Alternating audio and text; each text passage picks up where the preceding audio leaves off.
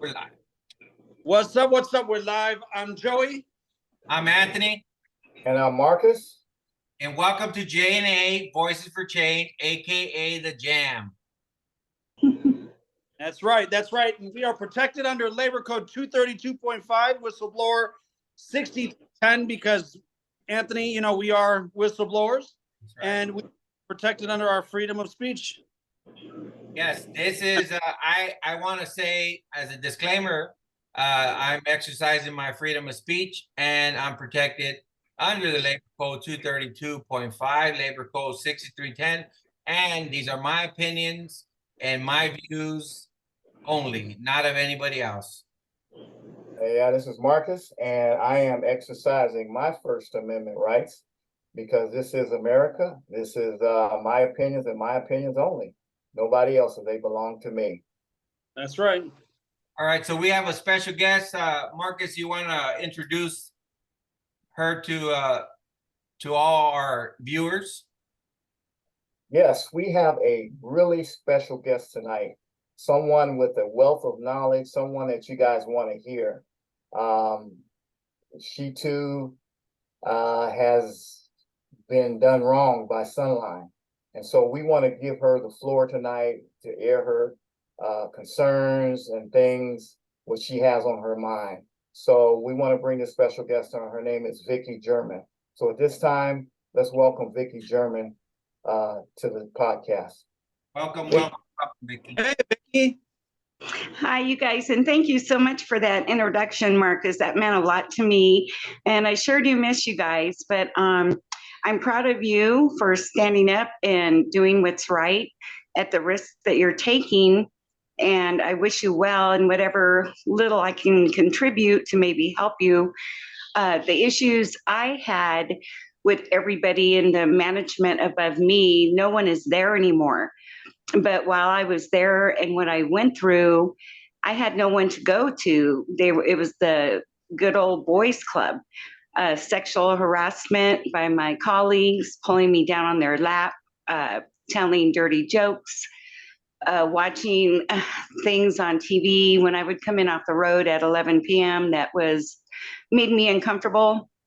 I worked there was 3 females and then 15 male supervisors, I believe. And they were taken under Manny Garcia's wing, especially his few.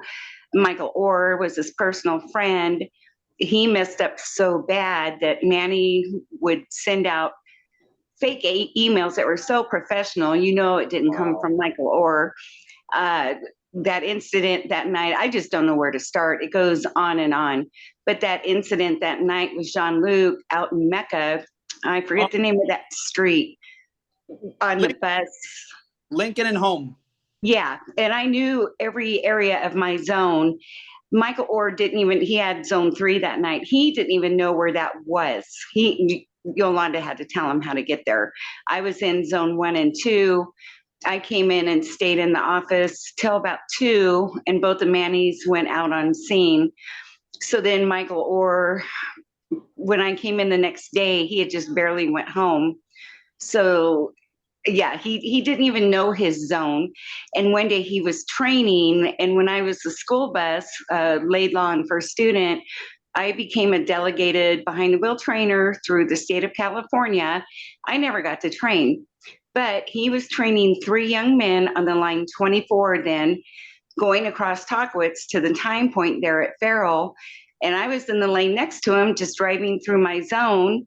Michael Orr was seated in the ADA seats with his head back, sleeping. So, yeah, what an impression to make, right? So I called dispatch. Well, Manny Garcia calls him and babies him, saying, "Look like you're awake. They're watching you on the camera." So it was just so much favoritism, and it was hard for me to not stand up and say something, which I always got in trouble for.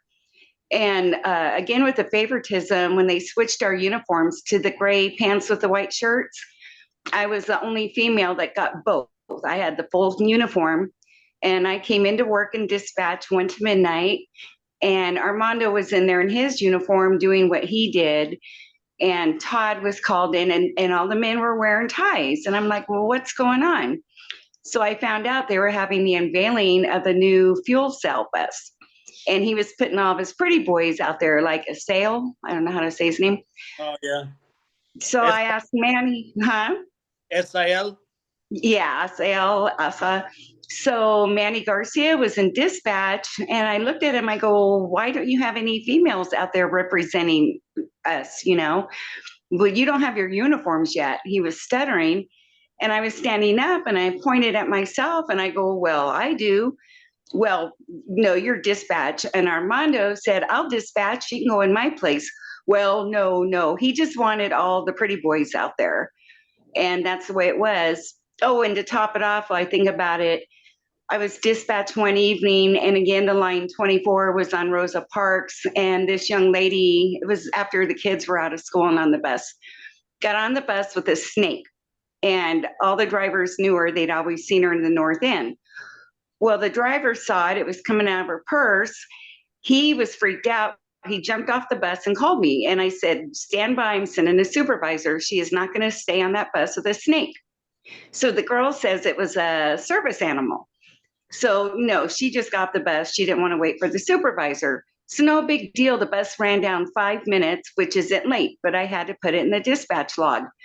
Well, the next day I come in at 1. And I get called into Garcia's office with the safety manager, who was a female, who we all know had super favoritism, acting like she had something to do on her job. And she sent everybody and blasted me on email that I held up the line 24, and it was because of a service animal, also known as a snake, and that they are service animals. So Manny Garcia called me in and had me sit down, and she came to the doorway, and it was so ridiculous. And I go, the bus wasn't even late, and the driver was petrified of snakes. It was the most ridiculous conversation, and I wasn't even really clocked in yet. So what's her name, Ivana, was going on, well, a snake is considered a service animal. So again, I stood up for myself, and I go, well, what service do they provide? How can they be trained? And Manny Garcia goes, well, they could provide comfort. And I said, what?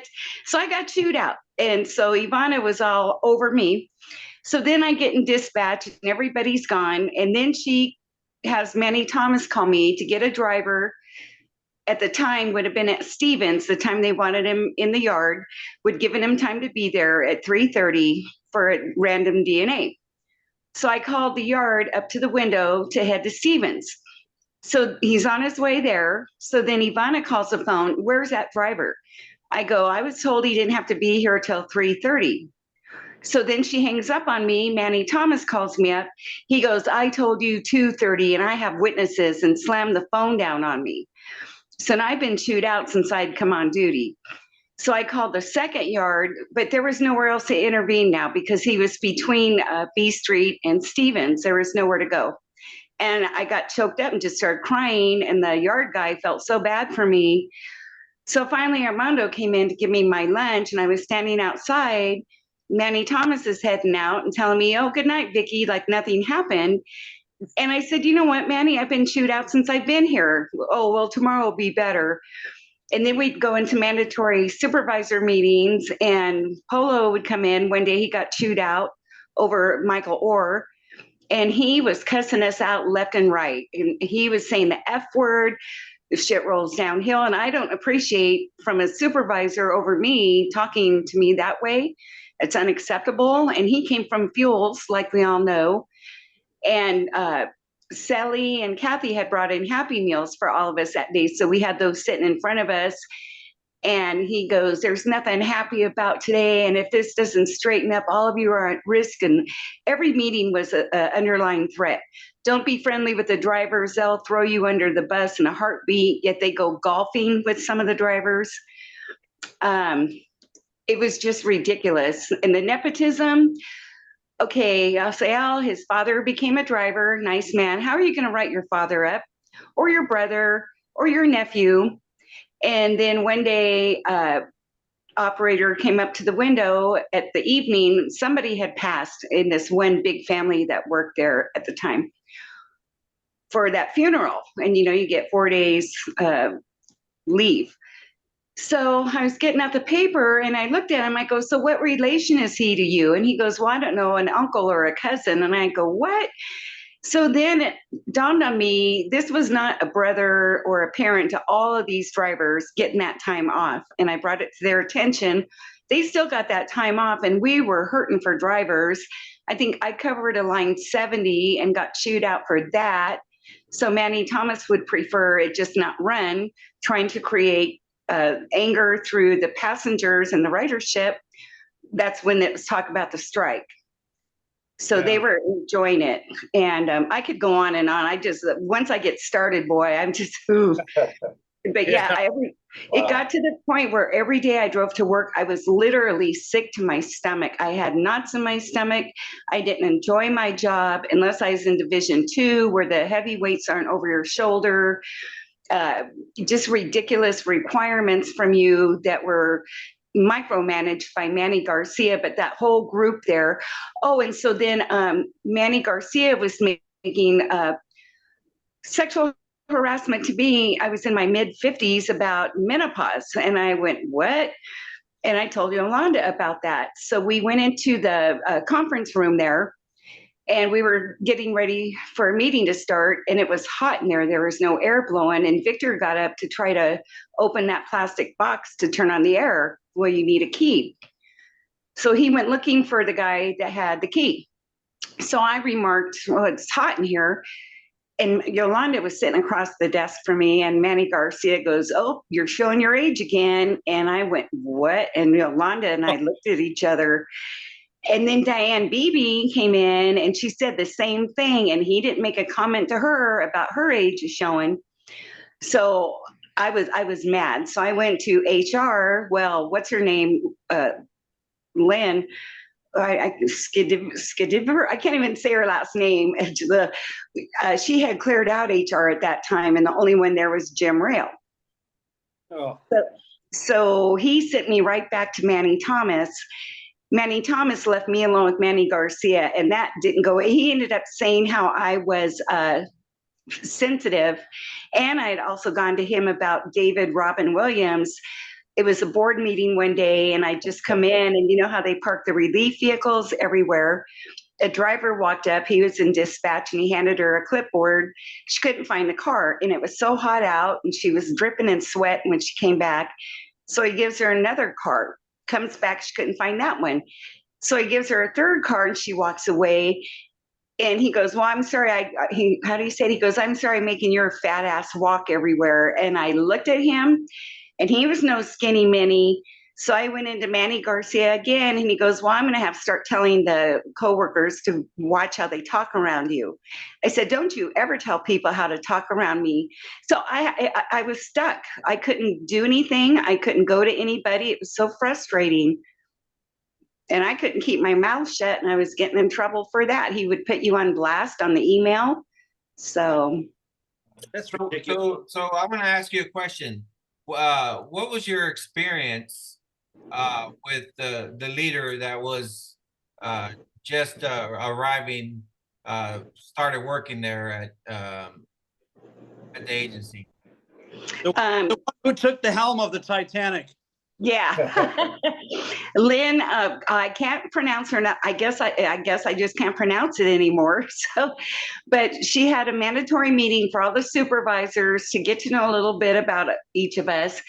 And I'm not saying this, but she did seem to prefer the younger ones, like Asael and whatever, and laughing. And then me and Yolanda, she sort of bypassed. And I think Kathy was out at that time. But no, she seemed to prefer the men. And she would call me and Yolanda the dream team, but it wasn't genuine. You could tell. And it was just an uncomfortable feeling. I didn't trust her. Polo and everybody was all nervous. You could see the looks on their faces in their offices where they gave themselves big fancy titles. And Manny Garcia was grooming Todd, and he ended up being a backstabber. And anything he overheard, he'd ran and tell. I mean, not that anything was said bad, but he kept the uppers well informed. And I guess he got karma, from what I understand. And so did Polo. And you know what galled me that year? I drew names for Secret Santa and I got Polo. And I got him a silver watch from Gottschalks, and he was wearing it that day when I got called into HR when I was let go. And I was like, and then I just got there Wednesday. It was my Friday, signed on, got my paperwork. Todd was all laughing to me, and I was talking to John Davis and Yolanda, went out with the laptop, got everything set up in the van to leave and go out on the road. And I get called into GM Rail. Manny Garcia is in there, and they read the letter to me signed by Polo. And I was angry. It was in that room with the double French doors. And I said, you could have called me at home or something instead of me getting ready and driving all this way in and then doing it in front of drivers signing on and off. Well, I didn't know until today. I go, no. I was working in dispatch last night and I heard you and Jim in his office talking, but I thought they were talking about another female driver. But it was me, apparently. Wow. I remember because I was signing on. I had yard that day. It's a blur to me now. I just know Anita pulled up next to me when he followed me out to the van to get my things and to get my badge. And Gabby was walking and getting into the car next to me. John Davis called me within an hour, and to find out who your true friends were in there, like Doyle and Yolanda and I were friends from way back in the day. Not one of them called me, not one. I heard from drivers all the next day. I heard from Armando, Bob Adams, but it was just ugly in there, and she was a big part of it. And then I heard, of course, it got worse after what happened to me. And it honestly, because I'm all I have, it took me a few years to really recover. My first new car, I just bought my first new car. I paid my daughter's car off. It got repoed 4 months later. I lost my home. I ended up having to drive right on the buses, and that's humiliating. And there was times when I didn't even have 2 quarters to rub together until my unemployment came in. It was humiliating. And one of the drivers, I understand he ended up getting terminated. He gave me a bus pass, a monthly bus pass for a senior, which was really nice of him. But it was, and I lived right there by the major time point at that time on Ancilia for the 1430 and 111. Oh yeah. Oh, so really, I mean, if you don't mind me asking, did they give you any write-ups, any progressive discipline? They gave me some write-ups for attendance. And then I was going in to get FMLA from my doctor that June, and she was on vacation for the whole month. So I talked to Manny Thomas because there was an issue, and he said, well, take the time you need. And I walked right into that. You need to call off, and I'll approve it. That was not the case. They're pretty So, much. yeah, and that was it. Because they were going to be going into the new building, and it was going to be a whole new future for Sunline, and they wanted me to be a part of it. Well, no, they didn't actually. And I think it's because I question authority, especially Manny Garcia. And that's just me. I'm not going to shut my mouth. I guess I should have, just sucked it up because I needed that income. But, and it was hard for me because everywhere I went, I would see buses. That's why I came up here. It broke my heart. I couldn't deal with it. And one day I was taking the bus to go around the corner from my house to go to the library to use the computer there. And the horn was going off. So when we pulled up to the bus stop, I go, don't tell him I was here. And I fixed it for him. And you said, no, one day you were there and one day you were gone. Yeah, it was just dirty the way they did it. It was just dirty. Oh, and then one time a driver left a nasty note on my car, and I don't even know how she knew what car I drove. And I guess she called Armando. I was on the road, and she called Armando after thinking about it to go pull the note off my car. So he did and threw it away. So I never got to see what it said. And but she was mad at me. So then I went to Manny Garcia, and I said, no, I want to write her up. She has no right going around my personal vehicle. So he goes, I agree with you. So he had a meeting with Manny Thomas, and I was on the road in zone 1. And he calls me up. He goes, "Well, Vicky, I'm sorry, but Manny Thomas isn't going to do anything about it, so we have to let it go." And Garcia knew how mad I was. I almost started one thing I hate is when I get upset. We lost you there. Oh, I lost her. Yeah. Oh, lost her. Wow. Well, would you see the garbage that happens? Sleeping. Oh, You're breaking up. Go ahead, Joey. We'll wait on it. you could see that the garbage, it's not just recent garbage that happens there.